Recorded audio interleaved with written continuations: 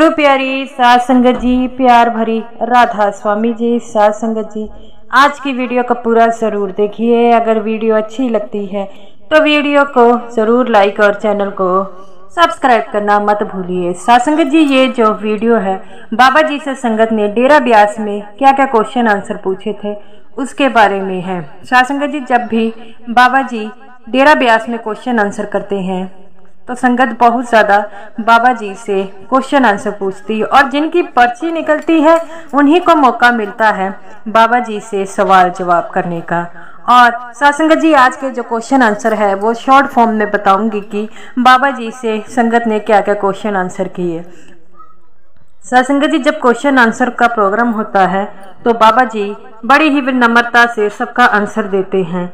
लोग पूछते तो पर्सनल क्वेश्चन है, लेकिन बाबा जी तो प्रमाण से जोड़कर उनका क्वेश्चन का आंसर देते हैं। साध संगत जी, सबसे पहले एक बुजुर्ग महिला ने बाबा जी से सवाल जवाब किया। वो बुजुर्ग महिला बाबा जी के आगे हाथ जोड़कर खड़ी हो जाती है और कहती है, बाबा जी, मेरा पोता यूएसए गया है और 3 महीने हो गए हैं, वह यूएसए तक अभी पहुंचा नहीं। जब वह यूएसए पहुंचेगा, उसकी पहली तनख्वाह आएगी तो मैं डेरा ब्यास में ज़रूर जो है उस तनख्वाह को जो ब्यास में दूंगी। बाबा जी उस बुजुर्ग की बातें सुनकर थोड़ा सा मुस्कुराने लग पड़ते हैं। बाबा जी कहते हैं, बेटा कोई बात नहीं। तो उसके बाद जो है एक लड़की जो है बाबा जी के सामने आती है और बाबा जी से कहती है, बाबा जी आप अपनी सेहत का ध्यान रखा कीजिए। बाबा जी कहते हैं, बेटा मैं तो सेहत का ध्यान रखता हूँ। वो कहती है, बाबा जी मैं आपसे एक बात पूछना चाहती हूँ। बाबा जी कहते हैं, पूछो बेटा। वो कहती है, बाबा जी मैं दुबली पतली हूँ, सब मुझको दुबली पतली कहते हैं। बाबा जी कहते हैं, बेटा ये तो शरीर है, किसी का मोटा होता है और किसी का पतला होता है, इसमें किसी का जोर नहीं होता। वो लड़की कहती है, सब मेरा मजाक उठाते हैं। ये कहते हैं, जो उड़ाता है उनको उड़ाने दो। तो बाबा जी कहती है कि बाबा जी आप भी मुझे पतले लग रहे हो। बाबा जी कहते हैं, कहाँ, मैं तो तेरे से जब कितना तगड़ा हूँ। बाबा जी कहते हैं, घी घू तू भी खाया कर, मैं तो जमकर खाता हूँ। तो वो कहती है, बाबा जी मैं खाती हूँ पर लगता नहीं। बाबा जी कहते हैं, बेटा तंदुरुस्त बनना है और मेरी बेटियों को तो जो है ज़्यादा तंदुरुस्त बनना है ताकि कोई भी जो उनको नुकसान ना पहुंचा पाए। तो वो लड़की मुस्कुराने लग पड़ती है। आगे एक लड़का कहता है कि बाबा जी मैंने इंजीनियरिंग की है और मैं आईटी सेक्टर में जो है जॉब पाना चाहता हूँ। बड़ी कोशिश करता हूँ लेकिन मुझे जॉब नहीं मिलती। बाबा जी कहते हैं, दिल नहीं छोड़ना, नौकरी मिलेगी, कोशिश करोगे एक ना एक दिन कामयाब हो गए। तो अगर आईटी सेक्टर में नहीं मिल रही तब तक कहीं और कर लो। वो कहता है, बाबा जी मैंने जो इंजीनियरिंग की है और मैं चाहता हूँ मुझे आईटी सेक्टर में बढ़िया जॉब मिल जाए। बाबा जी कहते हैं, बेटा दिल लगाकर मेहनत करोगे तो आपको ज़रूर कामयाबी मिलेगी और जो दिल लगाकर करते हैं उनका जो सतगुरु भी उनके साथ होते हैं। तो वह मुस्कुराने लग पड़ा। एक लड़की कहती है, बाबा जी मेरी मम्मी बड़ी बीमार रहती है और उनसे भजन सिमरन नहीं होता, वह उनसे बैठा नहीं जाता, तो वह क्या करें।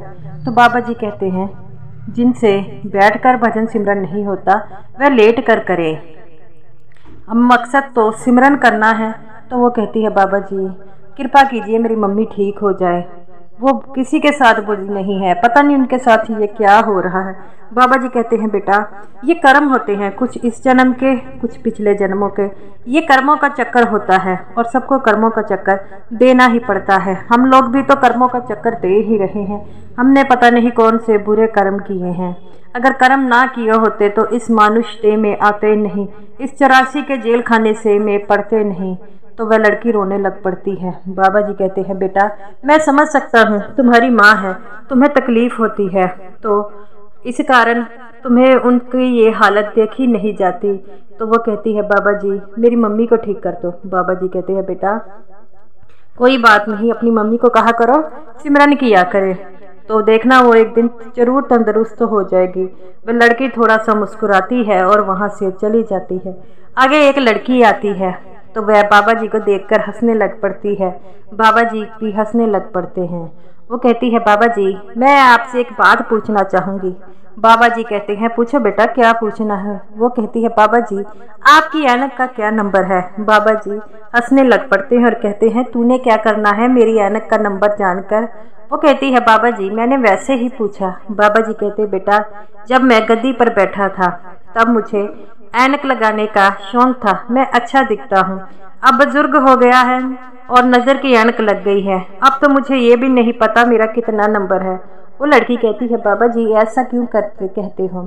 तो वो बाबा जी कहते हैं बेटा बुजुर्गों का कौन सा नंबर होता है, उनको कम दिखाई देता है इसलिए उनको ऐनक लगा दी जाती है। बाबा जी कहते हैं तेरी नज़र तो ठीक है, तुझे तो ऐनक नहीं लगी। तो वो लड़की कहती है बाबा जी मेरा थोड़ा सा जो है नंबर है तो मैं कभी ऐनक लगा लेती हूँ कभी नहीं लगाती। बाबा जी कहते हैं बेटा अगर तुम्हें थोड़ी सी भी प्रॉब्लम है तो ऐनक लगाओ, धीरे धीरे नंबर जो है ठीक हो जाएगा। तो बाबा जी कहते हैं मैं तो बुजुर्ग हो गया हूँ इसलिए मुझे ऐनक लगी है, तेरे को क्यों ऐनक लगी है, तू ज़्यादा टीवी देखती है। तो वो कहती है नहीं नहीं बाबा जी पढ़ाई के कारण हो गया। बाबा जी कहते हैं बेटा ऐसे ही दिल लगाई करके जो है पढ़ना है, खुश रहना है और कभी किसी की बातों को दिल पर नहीं लगाना। वो लड़की हंसने लग पड़ती है। आगे एक लड़का उठता है और कहता है कि बाबा जी मैं जब पढ़ाई करता हूँ तो मेरे से सेवा नहीं हो पाती, मैं डेरे में सेवा करने आना चाहता हूँ लेकिन पढ़ाई के चक्करों में मुझसे सेवा नहीं होती। बाबा जी कहते हैं क्या करता है तू। वो कहता है बाबा जी मैं ग्रेजुएशन करता हूँ। तो बाबा जी कहते हैं बेटा सेवा कौन सी ज़रूरी है, पहले तुम अपनी पढ़ाई पूरी करो, जब पढ़ाई पूरी हो जाएगी तब ही तुम डेरे में आकर सेवा कर लेना, छुट्टी के दिन कर लो, ये ज़रूरी थोड़ी है अपनी पढ़ाई का नुकसान करना है। माँ बाप ने इतने पैसे लगाए हैं और तुम लोग अपनी पढ़ाई का नुकसान कर कर सेवा करने लग पड़ो, फिर सारा ब्लेम मेरे सिर पर डाल दो कि हमने बाबा जी के सेवा पर जाते थे इसलिए हम फेल हो गए। लड़का हंसने लग पड़ता है, संगत हंसने लग पड़ती है। बाबा जी कहते हैं बेटा जो तुम्हारा पहला काम है वो तुमने करना है और सेवा तो सारी उम्र पड़ी है सेवा के लिए, तो दिल खुश होकर पढ़ो और अच्छे जो है नौकरी लगो और फिर मेरे पास आना तो फिर मैं तुझे सेवा बताऊंगा। वो लड़का कहता है बाबा जी आप मुझे सेवा बताएंगे। बाबा जी कहते हैं मैं सबको सेवा बताता हूँ और ऐसी ऐसी सेवा बताता हूँ कि जो सब मना कर देते हैं, कोई विरला ही है जो सेवा कर पाता है। तो वो लड़का कहता है नहीं नहीं बाबा जी आप सेवा बताएंगे तो हम ज़रूर कर लेंगे। बाबा जी कहते हैं ये तो मौका आने पर देखेंगे तू कौन सी सेवा करता है, करता भी है कि नहीं करता। वो लड़का कहता है बाबा जी अगर आप कहेंगे तो हम ज़रूर सेवा करेंगे। तो बाबा जी कहते हैं अगर सेवा अच्छी तरह करोगे तो मेवा भी मिलेगा।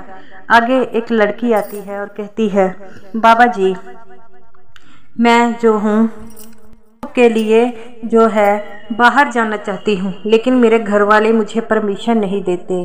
बाबा जी कहते हैं बाहर कहाँ। वो कहती है बाबा जी फॉरेन में, लेकिन मेरे घर वाले मुझे परमिशन नहीं देते। बाबा जी कहते हैं वो क्यों। बाबा जी से वो कहती है कि वो मुझको लेकर डरते हैं कि कहीं अनहोनी ना हो जाए। तो बाबा जी कहते हैं बेटा उनका जो डरना भी जायज़ है, आपको तो पता है आजकल दुनिया कैसी है, इसीलिए तुम्हारे माँ बाप तुम्हारी सेफ्टी के लिए जो है डरते हैं। कोई बात नहीं, अगर तुम सब कुछ उनको पैरवाई करके बताओ कि मैं एक सेफ जगह पर रहूँगी और इसी कारण वो तुम्हें जाने देंगे। बाबा जी कहते हैं तुम्हारे कितने भाई बहन हैं। तो वो कहती है बाबा जी मैं अकेली हूँ। तब तो बाबा जी कहते हैं तुम अपने माँ बाप को छोड़ कर क्या फॉरेन में नौकरी करने जाओगी, तुम्हें अपने माँ बाप की चिंता नहीं है। तो वो कहती है बाबा जी चिंता तो है। बाबा जी कहते हैं बेटा तुम्हारे माँ बाप अकेले हैं इसी कारण वो तुमसे चिंता करते हैं। कोई बात नहीं, अगर तुम्हारी किस्मत में वो नौकरी मिली है रखी है तो एक ना एक दिन तुम्हें वो नौकरी ज़रूर मिलेगी, कोई तुमसे नहीं ले पाएगा। अगर क्या पता तुम्हें यहाँ इंडिया में ही अच्छी जॉब मिल जाए अपने माँ बाप के पास तो तुम क्या वहाँ पे कर लेना। वो लड़की कहती है बाबा जी आप ठीक कहते हैं, मैं कोशिश करूँगी। बाबा जी कहते हैं माँ बाप का सहारा बनते हैं बेटा, माँ बाप से ऐसे जो पीछा नहीं छुड़ाते। आजकल तो लोग बच्चे पैसों के पीछे भाग जाते हैं, अपने माँ बाप का ध्यान भी नहीं रखते। वो लड़की रोने लग पड़ती है। बाबा जी कहते हैं बेटा रोना नहीं है, हिम्मत वाले बनना है, जो हिम्मत करता है वो ही आगे कामयाब होता है और तो तुम तो अपने माँ बाप की इकलौती औलाद हो, वो तुमसे कितना प्यार करते हैं वो तो तुम्हें बता भी नहीं सकते। वो कहती है बाबा जी आप ठीक कह रहे हैं। तो बाबा जी कहते हैं मेरी बातों को अमल में लो और खुश रहो और सबको खुश रखो। अपने माँ बाप का कहना मानो। जो माँ बाप का कहना मानता है वो उस परमात्मा का भी कहना होता है। आप तुम्हारी ड्यूटी है, बच्चे हो, तुम्हारा पहला जो कर्तव्य है अपने माँ बाप की सेवा करना है। जो माँ बाप की सेवा करता है वो समझ ले कि उसने उस सच्चे गुरु की भी सेवा की है। तो संगत जी ये थे कुछ क्वेश्चन आंसर जो बाबा जी से संगत ने किए। अगर आपको ये मेरी वीडियो अच्छी लगी हो तो वीडियो को ज़रूर लाइक कीजिएगा और सभी साथ संगत जी को मेरी तरफ से प्यार भरी राधा स्वामी जी।